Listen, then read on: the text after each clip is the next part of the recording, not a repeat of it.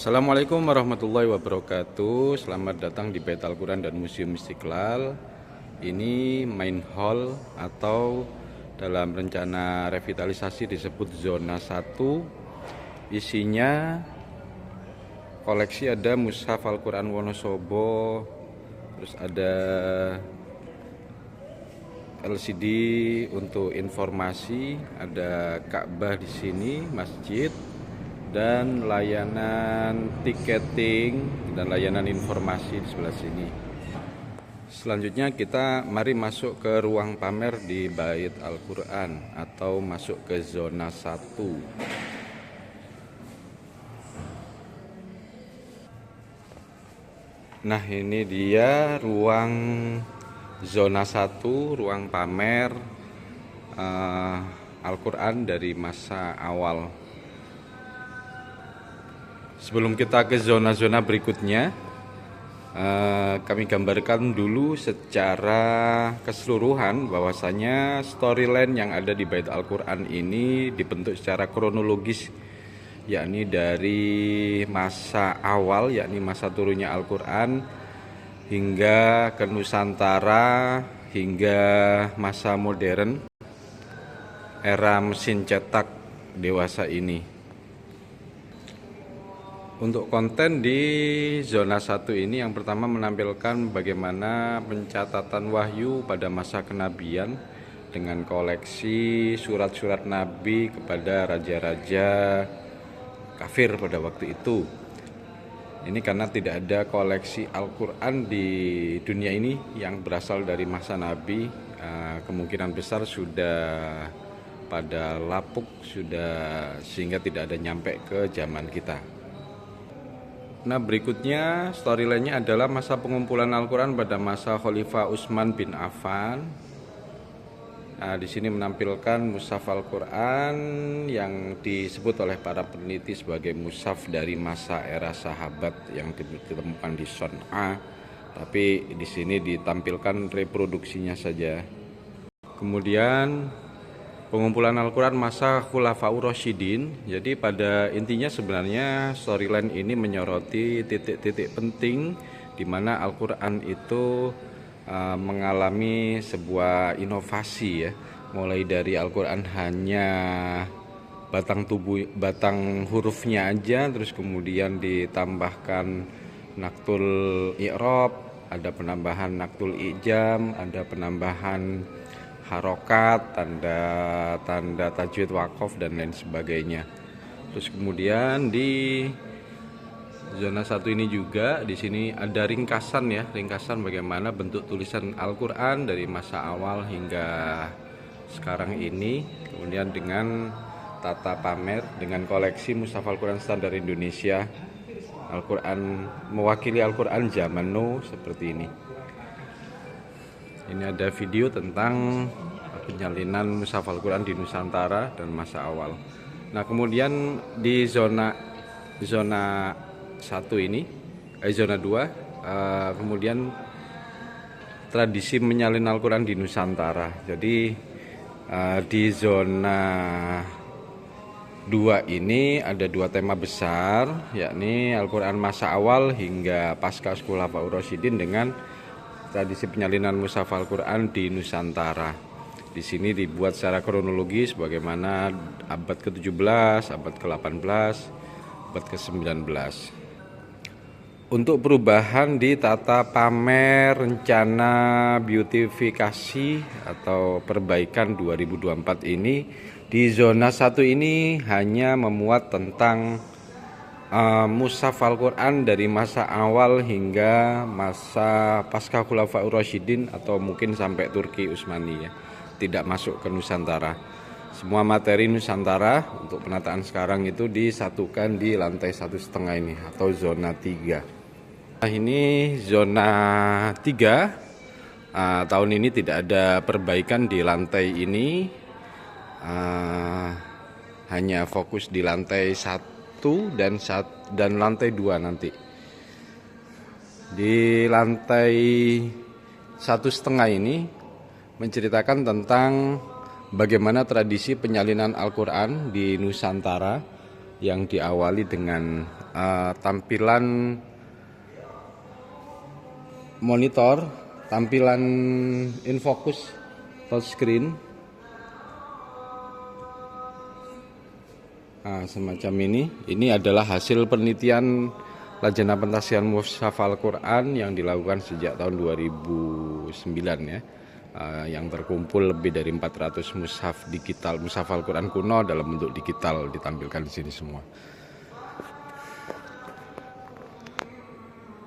Di sini untuk kontennya ini berdasarkan tema-tema penting yang ada dalam Al-Quran kuno Indonesia, yang dibagi secara garis besar. Kalau boleh dibagi ada dua hal besar.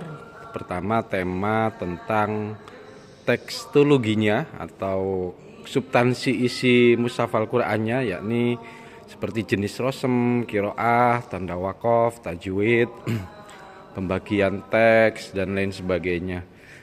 Yang kedua, tema besar tentang bagian physically mushaf kuno yang tidak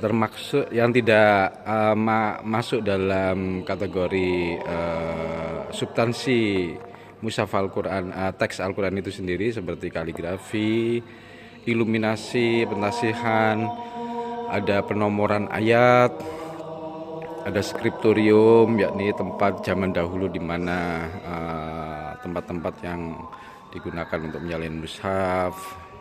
Dari sisi kertasnya, bahan yang digunakan para penyalin di Nusantara, sampul cover, alat tulis dan lain-lain.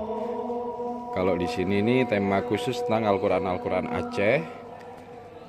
Nah, di sini juga menceritakan tentang sampel mushaf Al-Quran kuno-kunoan. Ini banyak kasus yang terjadi belakangan ya, orang beli mushaf kuno-kunoan dikira kuno beneran. Nah, selanjutnya di lantai 1,5 di sini ada tafsir-tafsir yang dikarang oleh para ulama-ulama Nusantara. Di sana mulai dari masa awal manuskrip, tafsir, terjemah dan lain-lain.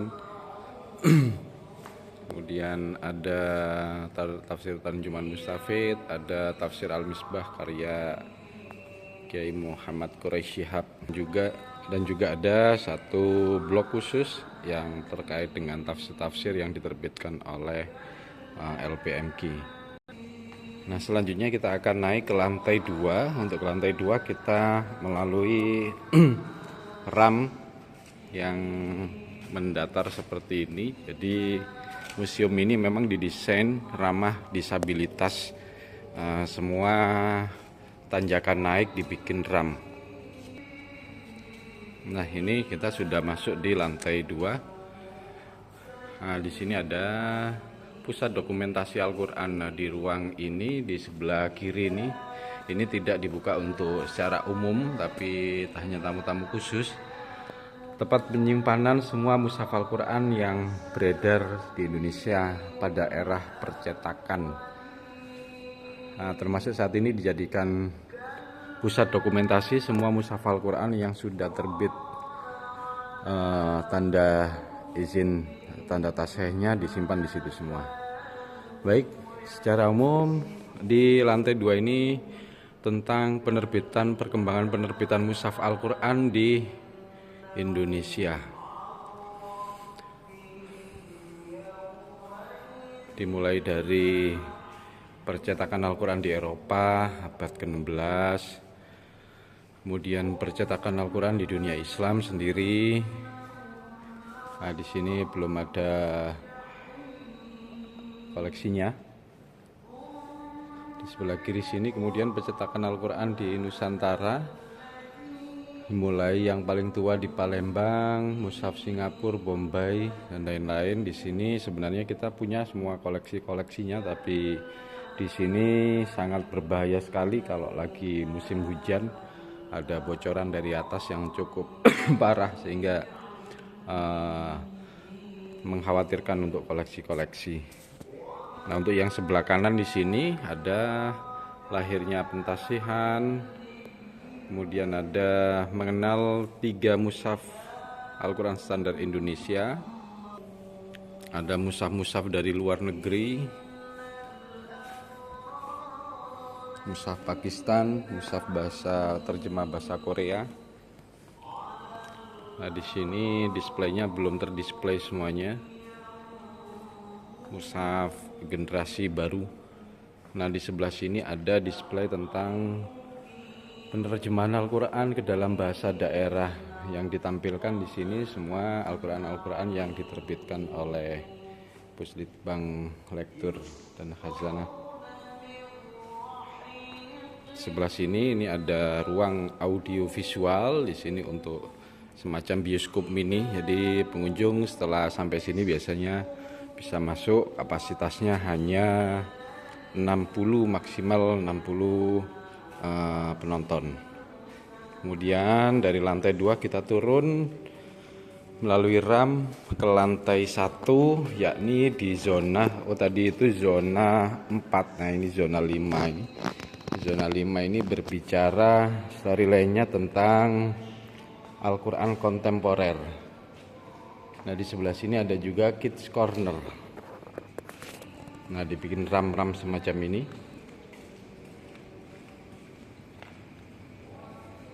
Ini biasanya jadi tempat favorit kalau ada pengunjung keluarga yang bawa anak, biasanya nyantai-nyantai di sini.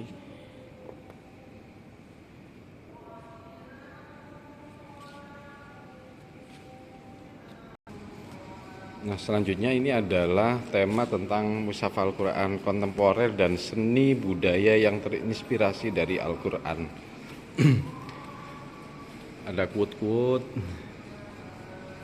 yang diambil dari ayat suci Al-Quran. Nah, dimulai dari koleksi surah Yasin yang diukir di atas kayu jati. Nah, kemudian di sini ada karya seni Ashabul Jannah yang dibikin seperti patung. Nah, kemudian di sini ada karya seni Al-Quran dari logam Alif Lam Mim karya Pak Arsono. Nah, kemudian ini adalah mushaf Al-Quran Istiqlal yang menjadi masterpiece di Bait Al-Quran dan Museum Istiqlal. Ini ada quote-quote yang terkait dengan Al-Quran. Di sini menampilkan Kiai Abdul Wahid Hashim dan Muhammad Nasir. Untuk mushaf Al-Quran Istiqlal disebar di beberapa titik. Ini satu peti. Ini konsepnya adalah 10 juz manuskripnya disimpan di dalamnya.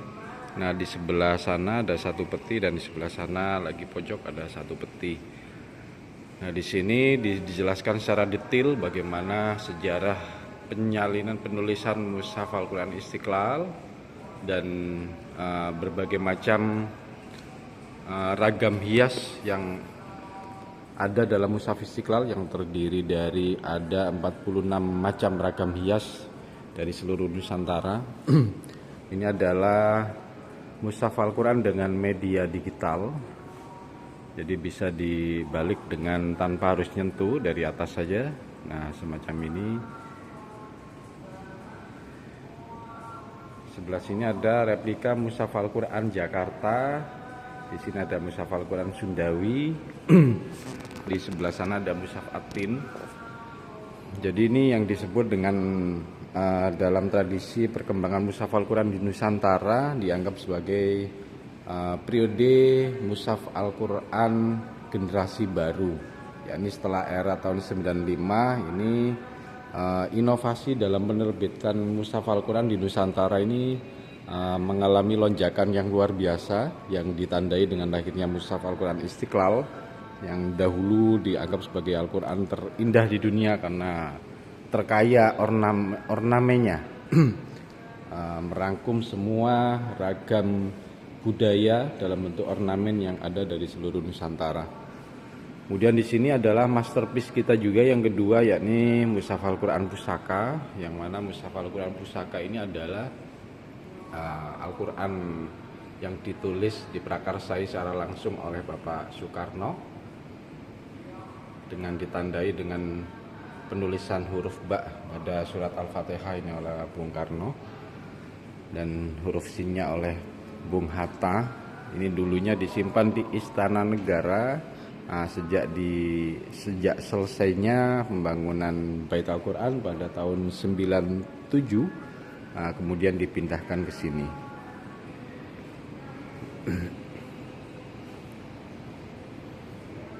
Baik, ini sudah selesai semua konten yang ada di sekilas tentang konten yang ada di Bait Al-Quran. Kemudian kita keluar mulai pintu ini, melalui pintu ini, kemudian kita masuk lagi ke Museum Istiqlal di belakang sana. Nah, ini adalah Museum Istiqlal yang materi intinya adalah menampilkan ragam seni, budaya, dan sejarah Islam yang ada di Indonesia. Demikian, terima kasih banyak. Assalamualaikum warahmatullahi wabarakatuh.